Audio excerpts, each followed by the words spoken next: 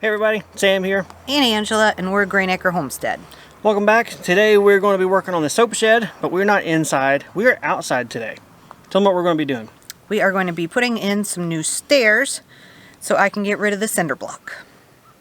You don't like the single cinder block of death? No. Yeah, I don't it's like a trap waiting to happen. Yeah. We don't need any insurance claims here on the homestead, so let's put you some legit stairs on the soap shed. Awesome. So when you go to build stairs, you got a couple of options as far as your stringers, which a stringer is the thing that goes at an angle that the steps you step on sit on top of. In our case, we decided to go with something a little bit different, and actually is a first for us, and that is metal ones. Metal stringers.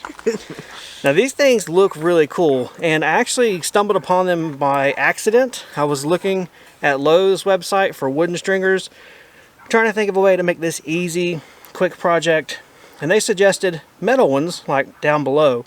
I looked, and those things were ridiculously expensive, like $100 just for the one thing you're holding. Don't worry, we didn't spend that much money. So I went over to Amazon and I looked, and they had a set of 2 for like $33. Much better. Much, much better. And that's actually about the same cost as wood. And we don't have to worry about these rotting or splitting as we put screws into them.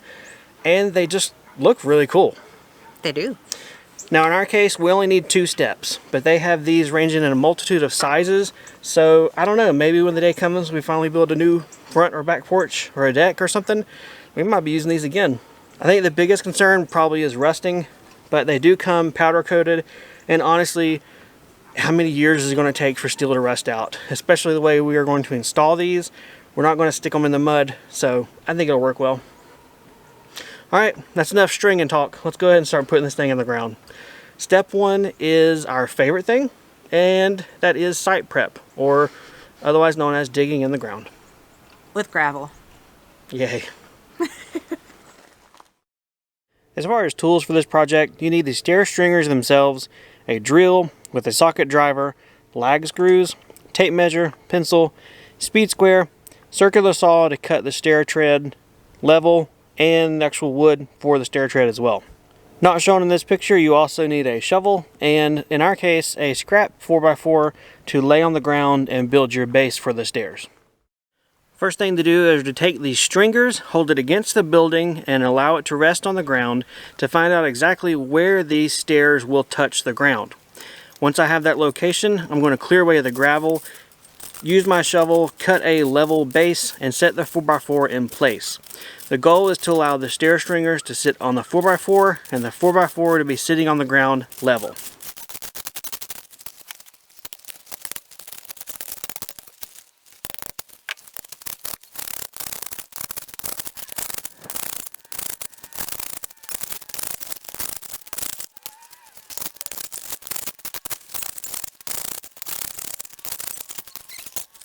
For the base of the stairs, I just found a 4x4 that was laid around the property. It looked like it's in pretty good shape, and honestly, it's going to do fine. So what I'm going to go ahead and do is measure this to the width I need, and go ahead and cut it, and we'll put it down in the ground.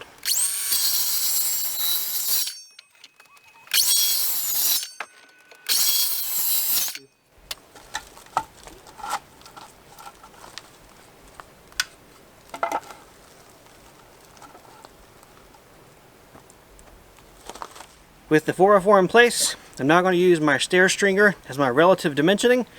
Hold it against the place where it wants to attach to the shed, see where it meets the 4x4, and see if I look good or not.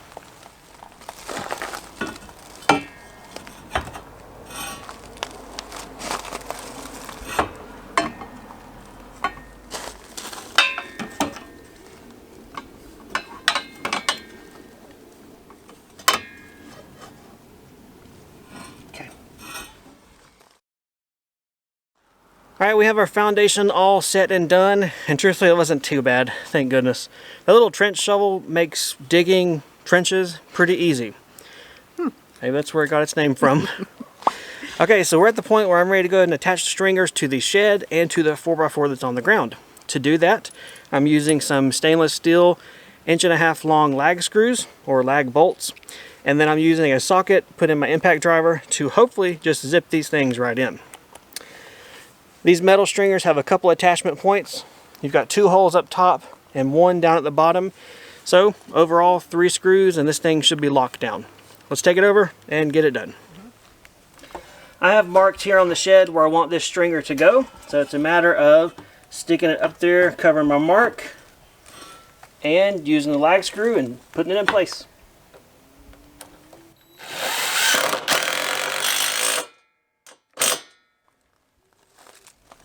That one's going to go there.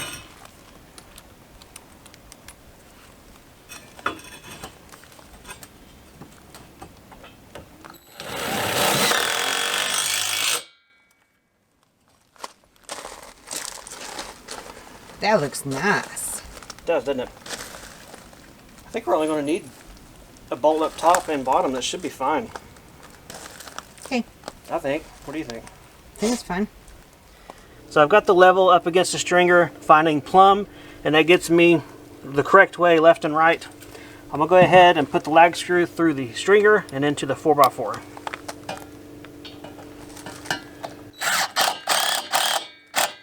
I'm going to leave it loose for now so I can adjust it later.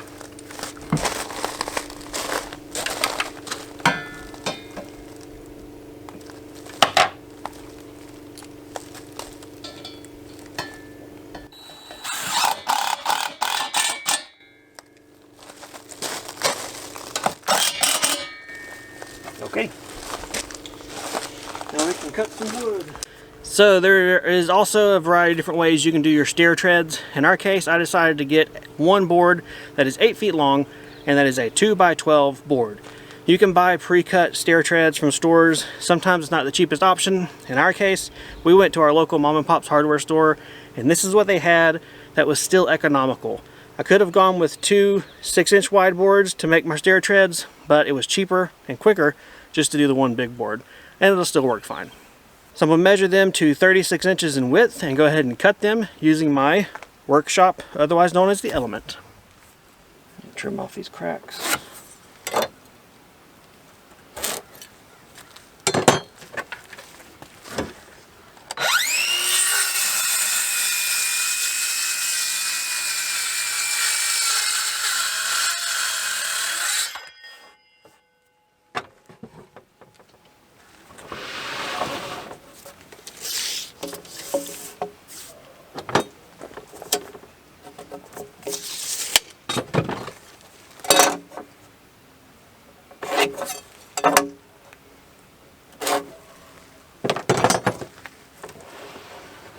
And we'll come over here, you'll hold that board. Don't pick it up, but just don't let it fall.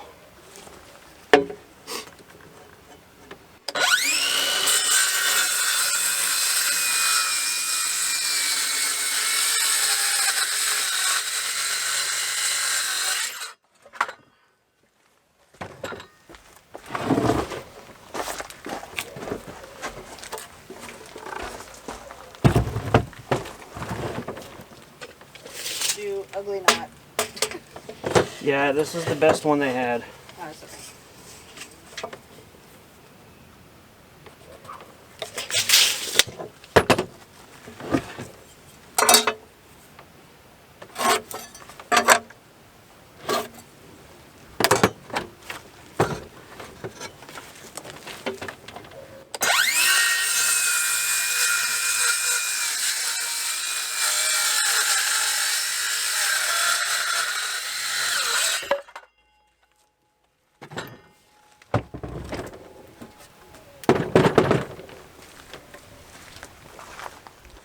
Let's talk about stairs and their emotions.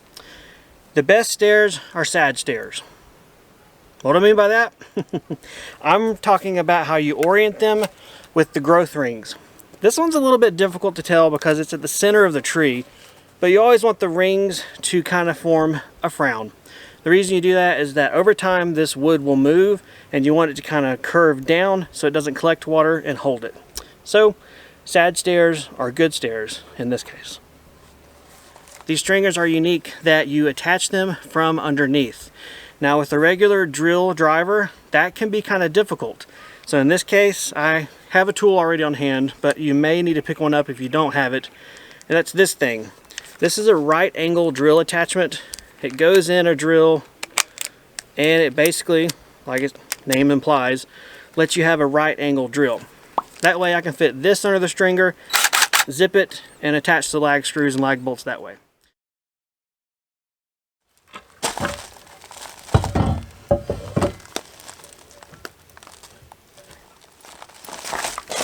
Alright, this will be fun. I may have to lay on the ground, but I'll see if I can get this first.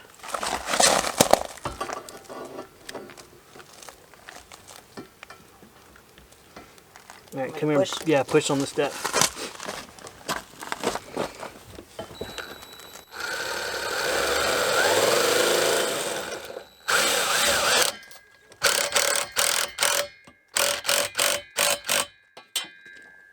Okay. I'm gonna do that one where you're at next. Okay.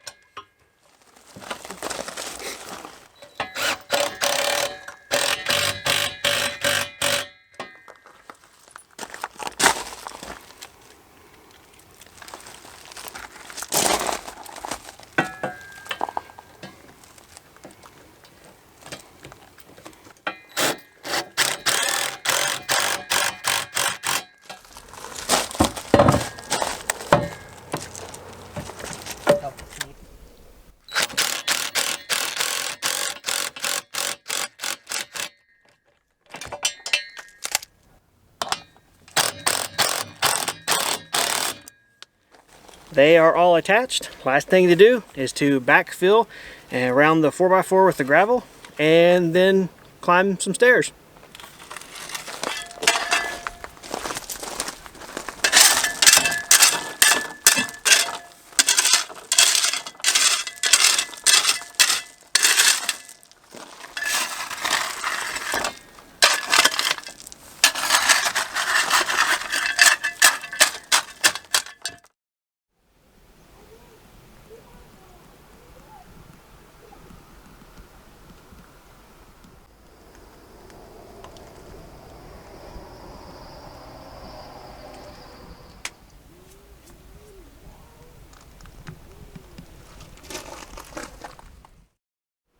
Well, you've got some stairs. I do. You can't step on them though. You gotta jump them. Uh-oh. Nah, I'm just kidding. We're gonna have problems then. Go give those things a try out.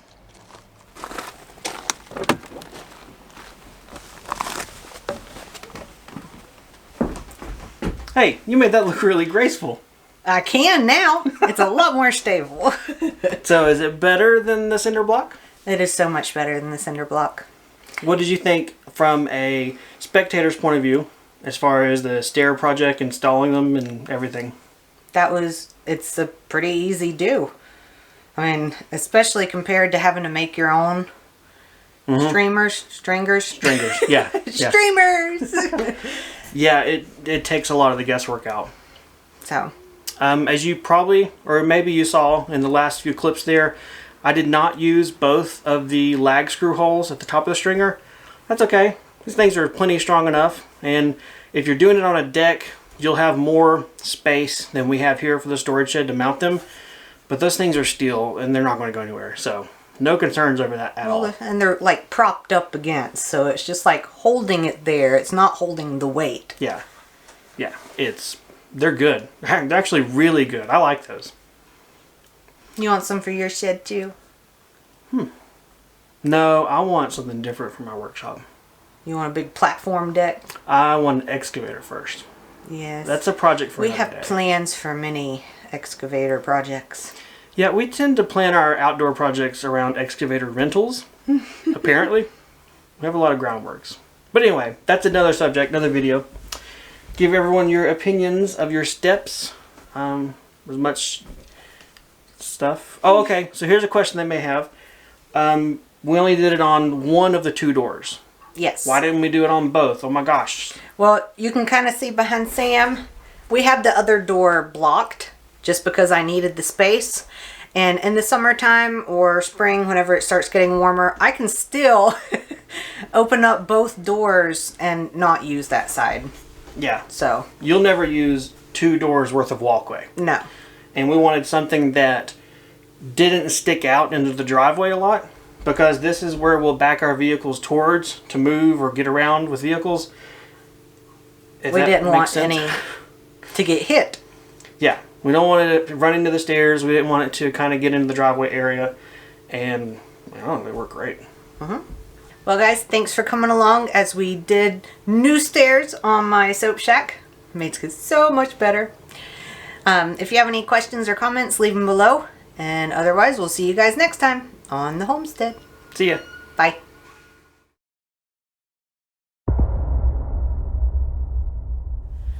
Welcome to the soap shed. We've got the soap barista. What are you? I don't know, soap maker. Yeah, soap maker. She's doing her thing. But I'm in here to fix this towel bar. A lot of you guys give us a ton of good suggestions. And the one we decided on was, drum roll please. Thank you. Classic. I'm hiding you. Step around. So what we decided on was hanger bolt. So let's go ahead and install this and fix this towel bar. Is it towel bar? Yeah. Towel bar, paper towel rack, so that we can easily change the paper towels out. That's why I did not bring a screwdriver up. Let's see if I can just unthread this by hand. Oh, well, geez. I don't know. Do we need the hanger bolt now? Sure. I didn't think it would unthread that easy.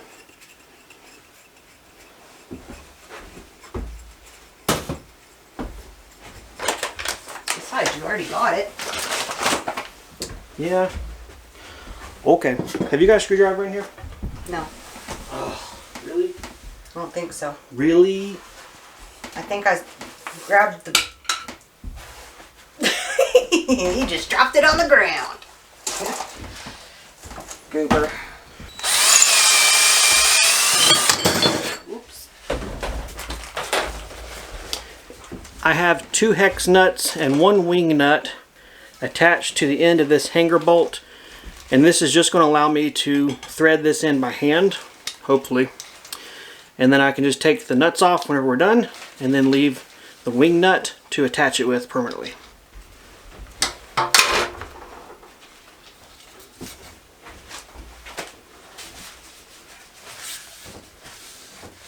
Don't need a pair of pliers, just use a speed square. You can slip it over the end of the wing nut, and I can use this as a giant wrench. Little unconventional, but it works. It works. It's what was laying at the car. Just thread the nuts off. There we go. I took a drill bit, made this hole a bit larger, so it slides on the end of this bolt. Maybe it'll thread on. I didn't make it large enough. Alright, I drilled a hole out larger for this, so it slides on, and I'll put the wing nut on it. But first, let's put the paper towels back on.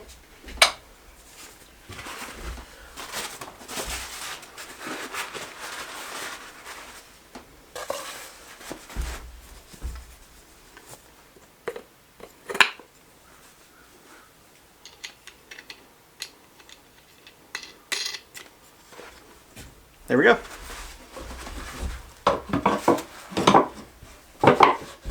Woo! Yay! I can change my paper towels now. You don't need me for that. I'll find something else for you. Thank you. I need needed. Needed. Alright, I'm done messing with your workspace. Back to work! Back to work.